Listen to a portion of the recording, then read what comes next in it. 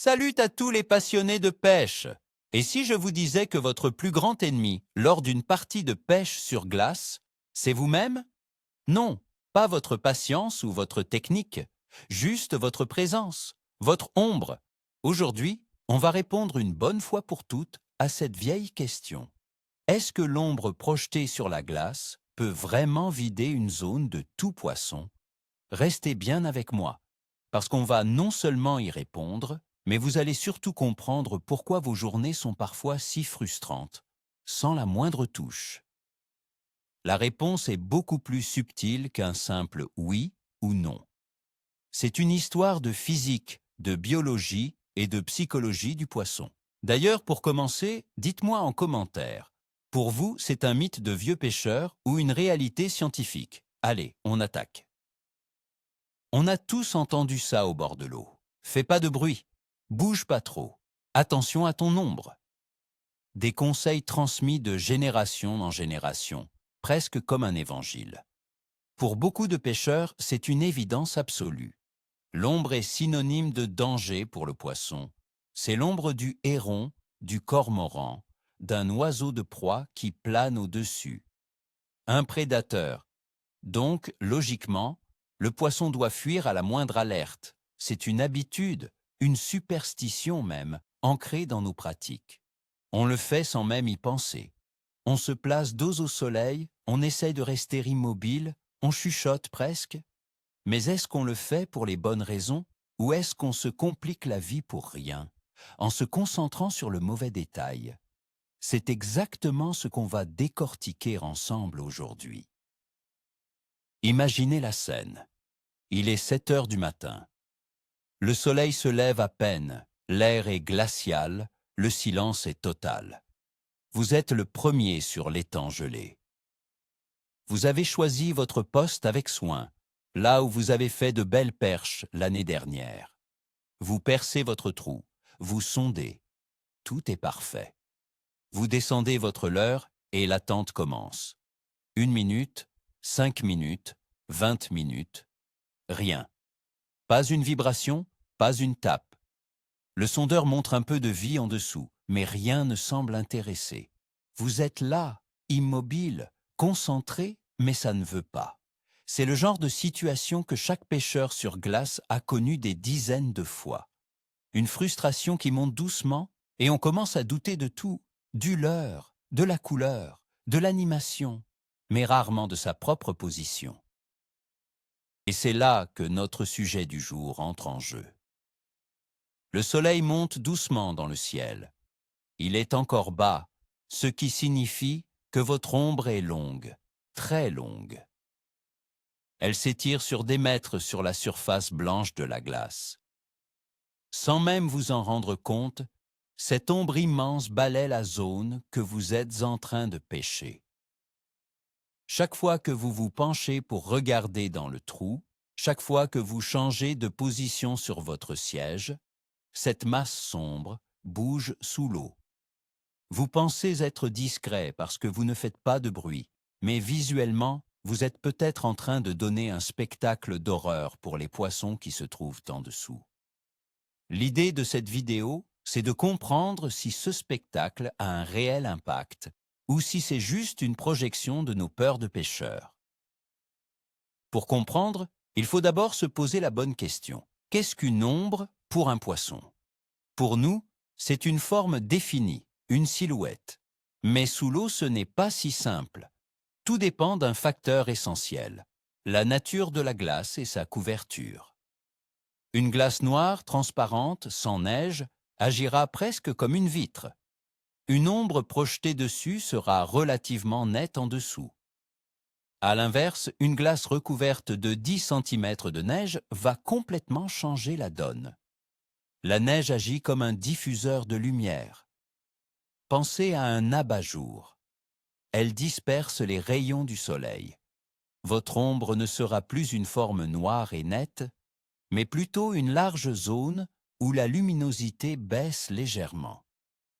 La perception du danger pour le poisson sera donc radicalement différente. Premier point à retenir. L'impact de votre ombre dépend directement de la couche de neige. Parlons un peu de physique, mais sans se prendre la tête. Imaginez la lumière du soleil. C'est une énergie puissante. Quand elle frappe la glace, il se passe plusieurs choses. Si la glace est noire et transparente, une grande partie de la lumière passe à travers, presque comme une vitre.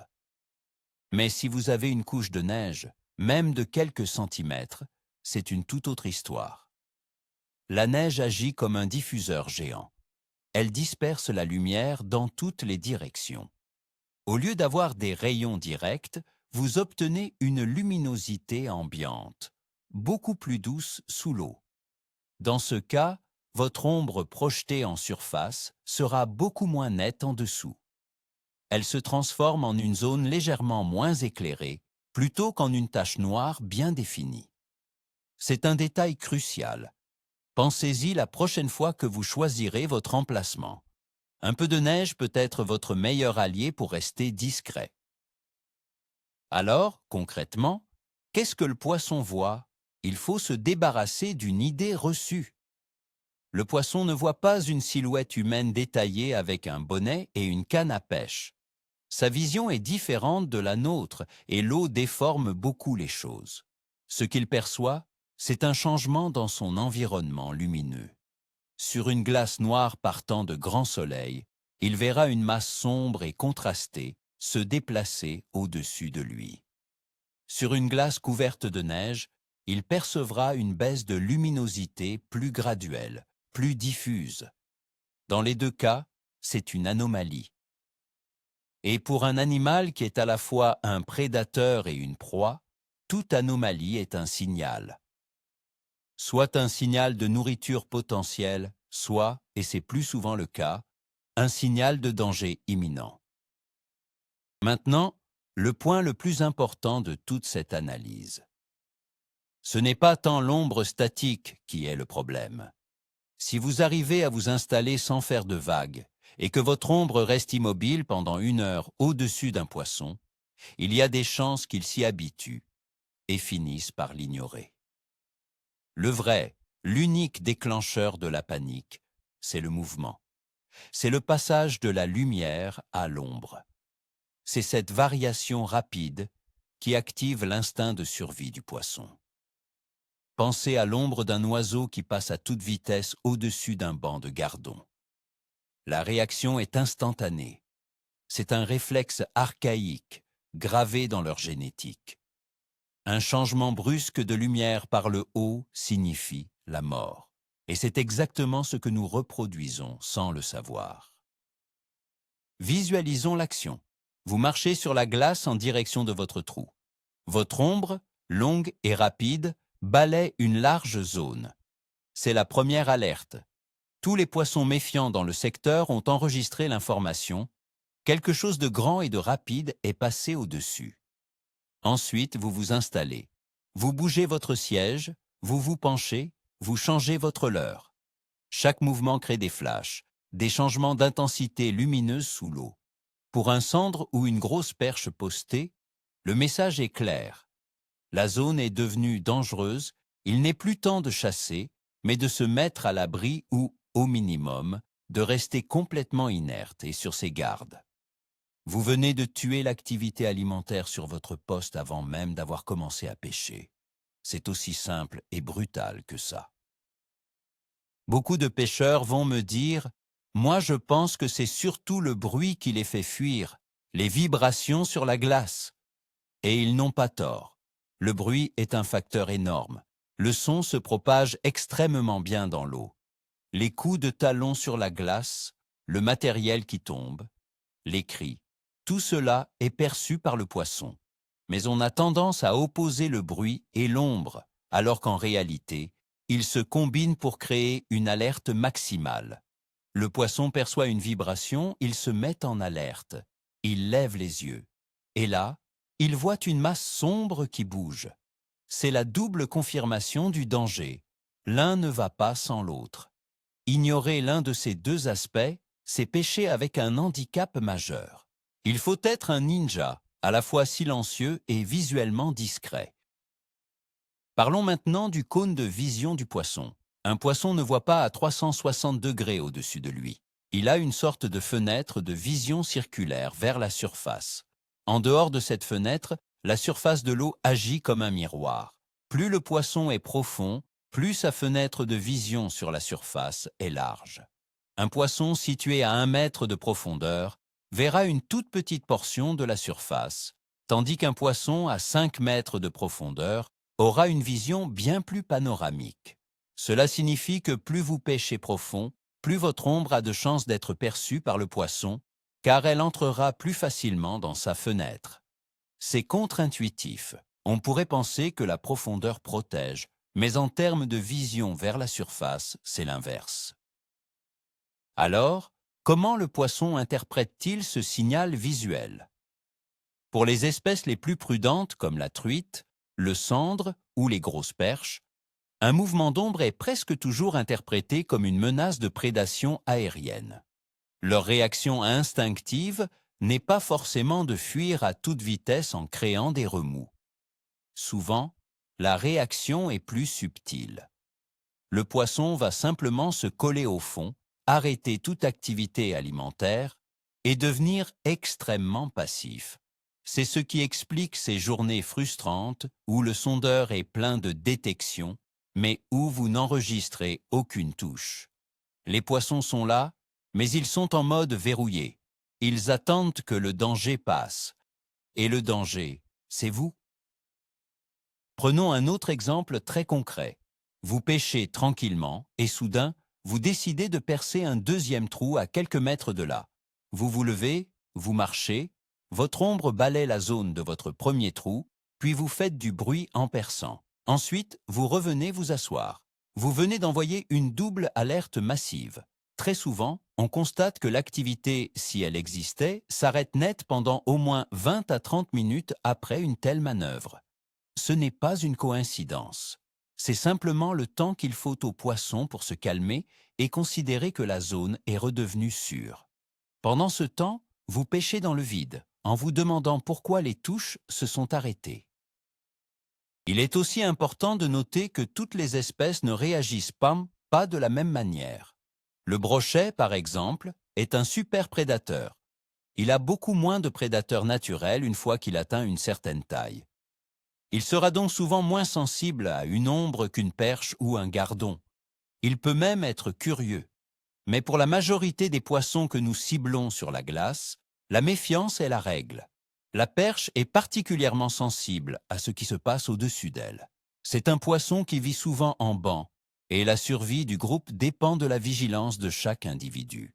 Une seule perche qui panique, et c'est tout le banc qui se met en alerte et cesse de s'alimenter. La météo joue un rôle capital. Par une journée grise et nuageuse, la lumière est déjà très diffuse. Votre ombre sera quasi inexistante. Ce sont des conditions idéales pour être discret visuellement.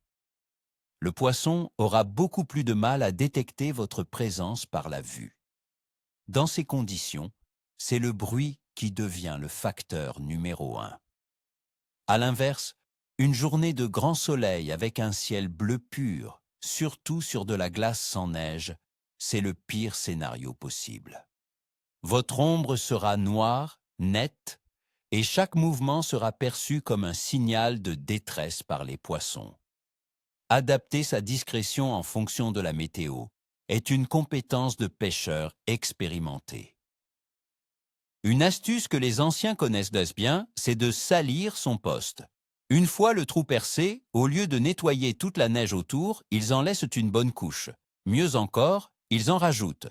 Cette couche de neige va agir comme un écran, un filtre. Elle va considérablement atténuer la netteté de votre ombre et la diffusion de la lumière à travers le trou. C'est une technique simple, mais redoutablement efficace. Vous créez votre propre couverture nuageuse artificielle juste au-dessus de la zone de pêche. Cela permet de réduire l'impact de vos mouvements lorsque vous vous penchez sur le trou pour décrocher un poisson ou changer de leurre. La position du soleil est aussi stratégique. La plupart des pêcheurs se mettent instinctivement dos au soleil pour ne pas l'avoir dans les yeux. C'est confortable pour nous, mais c'est la pire chose à faire pour la discrétion car cela projette notre ombre directement sur la zone que l'on pêche. L'idéal, quand c'est possible, est de se positionner de manière à ce que l'ombre soit projetée derrière nous ou sur le côté, loin de la zone de pêche. Avoir le soleil de face est certes désagréable, mais peut sauver une partie de pêche. Une bonne paire de lunettes de soleil polarisantes et le tour est joué. Pensez-y, votre confort contre plus de poissons. Le choix est vite fait.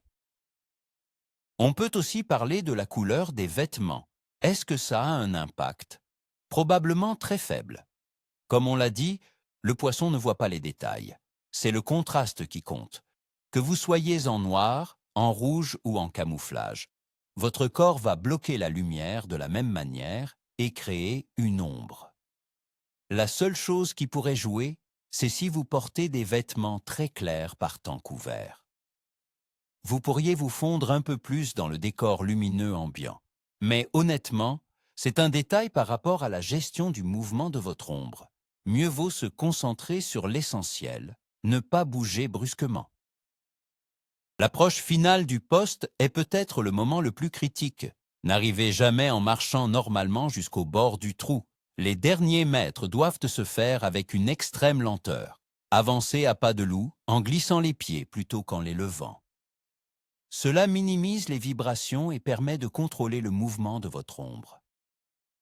Faites en sorte que votre ombre arrive sur la zone de manière lente et progressive, et non comme un coup de fouet. Une fois en place, essayez de ne plus bouger pendant les premières minutes. Laissez le temps à l'écosystème de vous accepter et de se calmer. La patience dès l'installation est une clé. Et l'ombre de la canne, alors, c'est un détail, mais il a son importance. Quand vous animez votre leurre, votre canne bouge, son ombre aussi. Si vous pêchez très près du trou, cette petite ombre qui danse en permanence peut suffire à maintenir un poisson méfiant en alerte. C'est pourquoi certains pêcheurs utilisent des cannes très courtes ou pêchent à l'intérieur d'un abri. L'abri de pêche n'est pas seulement un confort contre le froid et le vent, c'est aussi un outil de discrétion visuelle absolument parfait. Il crée une zone d'ombre large et statique, à l'intérieur de laquelle tous vos mouvements deviennent invisibles pour le poisson. La profondeur de l'eau est également un facteur atténuant. Si vous pêchez des perches par 2 mètres de fond sous une glace transparente, le moindre mouvement d'ombre sera catastrophique. Si vous recherchez du cendre par 10 mètres de fond, l'impact sera bien moindre. La lumière perd de son intensité avec la profondeur, et votre ombre sera beaucoup plus diffuse et moins perceptible. Il faut donc ajuster son niveau de discrétion en fonction de la profondeur de pêche. Plus on pêche creux, plus on a le droit à l'erreur. Mais pour les pêches de bordure, en faible profondeur, la discrétion doit être absolue. C'est non négociable. Pour conclure cette partie, il faut retenir une chose. L'ombre n'est pas un concept binaire, ça fait fuir ou ça ne fait rien. C'est un facteur de stress pour le poisson. Et un poisson stressé ne s'alimente pas, ou alors de manière très erratique. Votre objectif n'est donc pas de supprimer votre ombre, c'est impossible. Votre objectif est de la rendre la moins menaçante possible. Et cela passe par une seule chose, la gestion de vos mouvements. Une ombre statique peut être ignorée. Une ombre qui apparaît, disparaît et bouge sans cesse est un signal d'alarme qui mettra fin à votre partie de pêche avant même qu'elle n'ait commencé. C'est une danse subtile entre vous et le poisson. Alors, pour résumer tout ça, est-ce que votre ombre sur la glace peut faire fuir les poissons? La réponse est un grand oui, mais pas de la manière dont la plupart des gens l'imaginent. Le point de bascule, le « voilà, c'est ça », c'est de comprendre que ce n'est pas votre silhouette qui fait peur aux poissons. Le vrai coupable, le déclencheur de la méfiance, c'est le changement soudain de luminosité. C'est le mouvement de l'ombre qui balaie le fond qui crie « danger, prédateur aérien » au cerveau reptilien du poisson. Comprendre ça, c'est changer radicalement son approche. Il ne s'agit plus de simplement ne pas avoir son ombre sur le trou, mais de gérer chacun de ces mouvements, de l'approche à l'installation jusqu'au ferrage. C'est une toute nouvelle dimension de la discrétion. Merci infiniment d'avoir regardé cette vidéo jusqu'au bout. J'espère que cette analyse vous sera utile pour vos prochaines sorties. Si c'est le cas et que vous avez appris quelque chose, mettez un gros pouce bleu, ça aide énormément la chaîne à se développer. Et bien sûr, si ce n'est pas déjà fait, abonnez-vous pour ne rien rater des prochaines enquêtes. Et maintenant, la question pour lancer le débat dans les commentaires. Après avoir entendu tout ça, allez-vous consciemment changer votre manière de bouger sur la glace? Ou pensez-vous que c'est encore et toujours le bruit qui a le plus d'impact? J'ai vraiment hâte de lire vos avis et vos expériences. À très bientôt au bord de l'eau.